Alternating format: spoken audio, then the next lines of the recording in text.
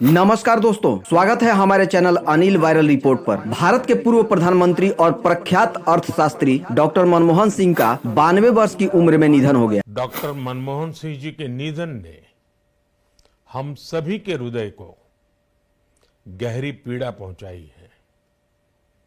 उनका जाना एक राष्ट्र के रूप में भी हमारे लिए बहुत बड़ी क्षति है।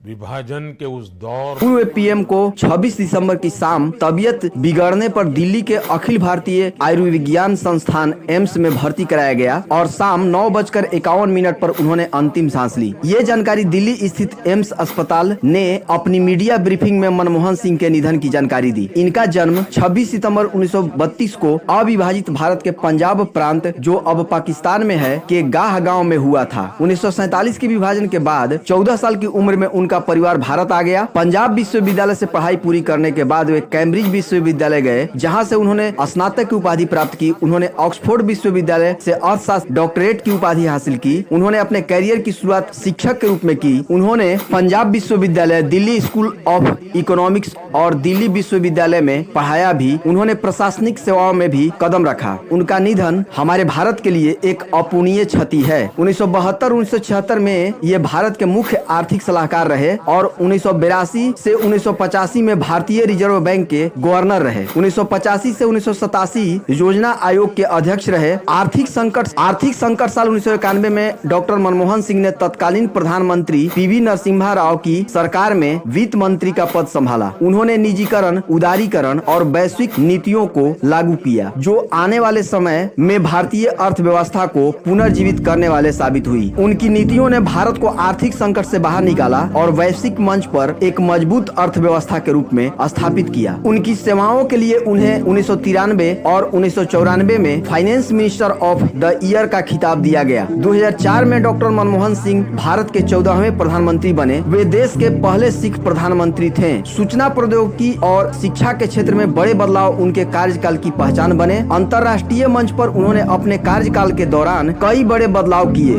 2005 में नरेगा स्कीम लागू की गई। इस योजना ने हर गरीब ग्रामीण परिवार को 100 दिनों की रोजगार की गारंटी दी। इससे लाखों लोगों की जीविका बेहतर हुई और ग्रामीण बुनियादी ढांचे में सुधार हुआ। साल 2005 में उन्होंने सूचना का अधिकार आरटीआई लोगों को दिया, जिससे नागरिकों को सरकारी जानकारी प्राप्त करने का अधिकार मिला। आधार योजना के बदौलत हर भारतीय नागरिक को एक पहचान दिलाई गई। डायरेक्ट बेनिफिट ट्रांसफर लागू करके लोगों तक कल्याणकारी योजनाओं की धनराशि लाभार्थियों तक पहुँचाई गयी। भारत अमेरिका परमाणु समझौता ने भारत को परमाणु तकनीक तक पहुंच दिलाई और अंतर्राष्ट्रीय स्तर पर भारत की स्थिति को मजबूत किया। 2008 में 60,000 करोड़ रुपए किसानों को कर्ज माफी दी गई थी। ऐसे महान देशभक्त को मेरा सत सत नमन। जय हिंद।